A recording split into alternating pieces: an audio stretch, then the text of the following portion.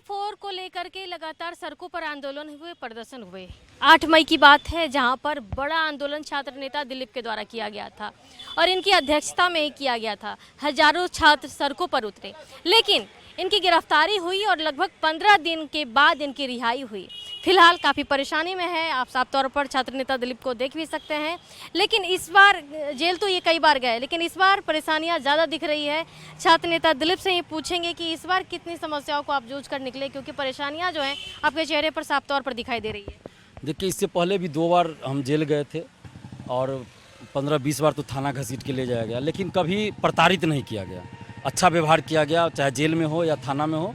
Police प्रशासन के द्वारा हमेशा अच्छा व्यवहार किया गया। लेकिन 8 मई को जो आंदोलन हुआ, तो उस दिन शुरुआत से ही हम लोगों के साथ दुर्व्यवहार किया गया। पहले तो हमें ज़मीन पे गिरा दिया गया, पैर से जूते से मारा गया, उसके बाद लाठी से पेट में मारा गया, पैर से मारा गया पेट में, और पीठ पे मारा गया और घसीट कर गिरफ्तार किया गया। तो वीडियो सब लोग देखे होंगे।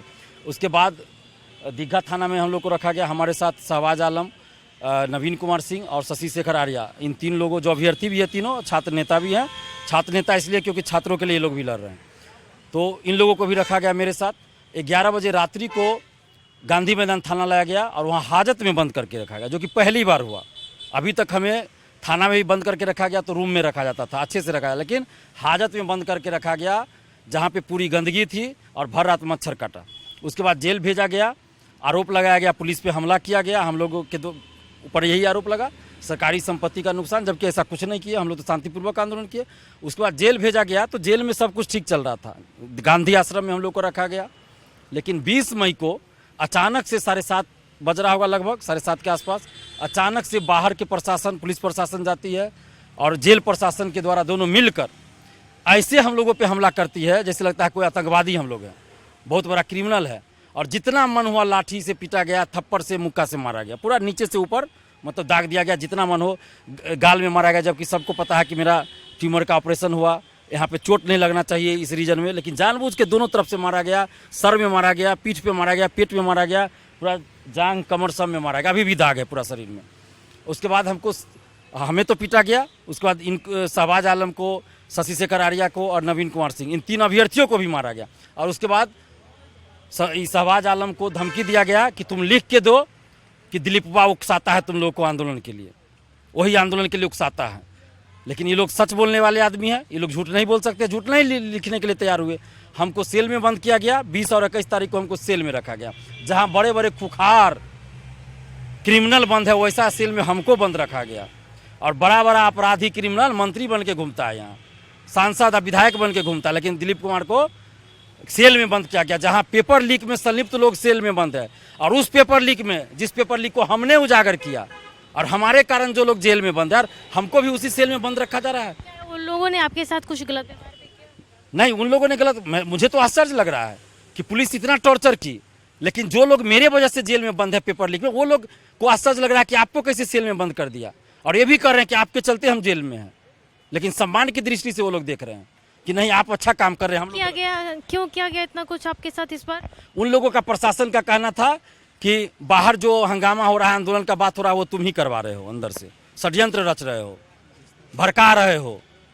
और ऐसा इसलिए हुआ कि कुछ जो 4-5-6 लोग हैं ऐसा, जो आजकल स्वघोषित छात्र नेता हैं, जो अपने आप को दिखाते हैं कि हम छात्र नेता हैं, कभी सप्लीमेंट्री रिजल्ट दिलाने के नाम पे, तो कभी अपियरिंग में करवा देंगे TRE 2 TRE 3 में उस नाम पे, तो कभी BPSC में एज बढ़ाने के नाम पे, उम्र सीमा में छूट दिलाने के नाम पे पैसा वसूलते हैं, केस भी नहीं करते हैं। तो वैसे लोग षड्यंत्र कर रहे थे, जो पेपर लीक में संलिप्त लोग हैं, वो लोग इन लोगों को संरक्षण देते हैं और इन लोगों को मैंने आगे करते हैं कि ये लोग जो दिलीप कुमार को कमजोर करे, छात्र आंदोलन को कमजोर करे, क्योंकि पेपर लीक जो हम उजागर किए, 5 बड़ी बड़ी परीक्षा रद्द हुई है, तो इससे अरबों का नुकसान हुआ है शिक्षा माफियाओं का। तो ये लोग शिक्षा माफिया अब लगा है, उसमें कुछ 2-3 टीचर भी संलिप्त हैं। तो ये लोग अब चाहते हैं कि किसी तरह छात्र आंदोलन को तोड़ दिया जाए, कमजोर कर दिया जाए, ताकि ये लोग आसानी से पेपर लीक करा सके। और इसमें कुछ ऐसे लोग हैं जो छात्र नेता बोलते हैं, फर्जी डिग्री बेचते हैं, बैक डेट का डिग्री बेचते हैं, स्टूडेंट के पैसा से लाइब्रेरी खोल लेता है, वैसे वैसे लोग हैं। और इन लोगों की वजह से हम लोगों को जेल में रहना पड़ा, और इतना दिन नहीं तो 4-5 दिन में बाहर आ जाते, और बेल इसलिए नहीं मिल रहा था हम लोग को। जी, आप जिस तरीके से इस बार कई सारे ऐसे एलिगेशन है जो आप लगा रहे हैं, तो क्या अब ये लग रहा है कि इतने टॉर्चर होने के बाद, इतनी परेशानियों को जूझने के बाद आप फिर से आगे कभी आंदोलन करेंगे इतनी परेशानियों के बाद? देखिए, अगर कोई ये सोच रहा है कि टॉर्चर करने से, सेल में बंद कर देने से, जेल में बंद कर देने से, लाठी मारने से दिलीप कुमार डर जाएगा, तो ये उसकी भूल है। 11 साल से हम लड़ रहे हैं। यहाँ तो डायरेक्ट आता है हवाई जहाज से मंत्री बन जाता है नेता का बेटा। यहाँ 11 साल से लड़ रहे हैं, कई बार प्रताड़ित किया गया, नहीं डरे। मेरे घर पुलिस भेजा गया मेरी पत्नी से पूछताछ करने के लिए। बताइए, मेरी पत्नी का क्या इससे मतलब है? इस बार हम जेल में बंद है। बट सावित्री पूजा करना था मेरी पत्नी को, हम जेल में बंद है, और मेरे घर पुलिस को भेजा जाता है पूछताछ करने, मैंने टॉर्चर करने के लिए, धमकाने के लिए। बड़े आंदोलन हम कर रहे हैं, हमसे कीजिए ना जो करना है। ये आंदोलन आप करेंगे दिलीप जी? करेंगे, बिल्कुल आंदोलन करेंगे। मौलिक अधिकार, संवैधानिक अधिकार है, कोई माई का लाल ये अधिकार नहीं छीन सकता है। हमारे साथ जेपी की प्रेरणा है, महात्मा गांधी, सरदार वल्लभ भाई पटेल, चंद्रशेखर आजाद, सब हमारे साथ हैं। हम लोग डरने वाले नहीं हैं, झुकने वाले नहीं है, सच्चाई के रास्ते पे चलेंगे, लेकिन शांतिपूर्वक जो भी करेंगे शांतिपूर्वक करेंगे। तो देखिए कि साफ तौर पर जो परेशानियां इनके चेहरे पर झलक रही है, कह रहे हैं कि ऐसे से कुख्यात अपराधियों के साथ इस बार इन्हें रखा गया, ऐसा कभी नहीं हुआ था। कभी इन लोगों को जेल में कभी रखा नहीं गया था, लेकिन फिर भी रखा गया। लेकिन इन सब के बीच कई सारी परेशानियों को भी जूझे हैं दिलीप जी। लग रहा है कि जैसे कि इस बार आप कई सारी जैसे परेशानियों को जूझे हैं, तो स्टूडेंट का जो उम्मीद है, क्या जो TRE 4 को लेकर के सरकार भी कई सारी ऐसे कहे हैं कि वैकेंसी निकलेगी, तो अब तो आंदोलन नहीं होनी चाहिए? देखिए, पहले तो सरकार ने क्या कहा, हर साल 2 बार STT कराएंगे और हर साल एक TRE करवाएंगे।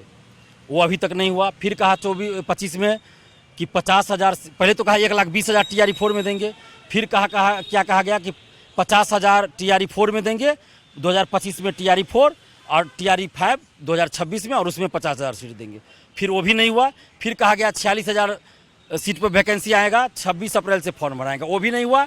जब 8 मई को हम लोग का आंदोलन था, तो शिक्षा मंत्री जी का बयान आया कि जून प्रथम सप्ताह में वैकेंसी निकलेगी।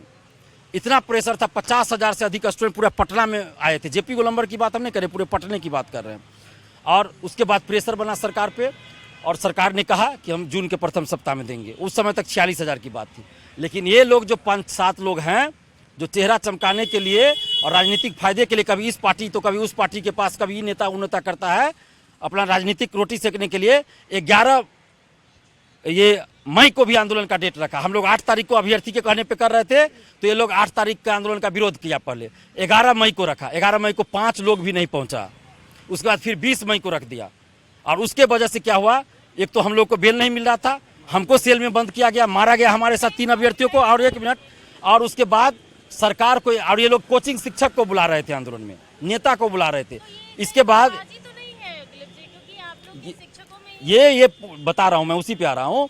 और उसके बाद सरकार को ये मौका मिल गया कहने का कि आंदोलन जो है कोचिंग शिक्षक करा रहे हैं, बाहर के लोग करवा रहे हैं।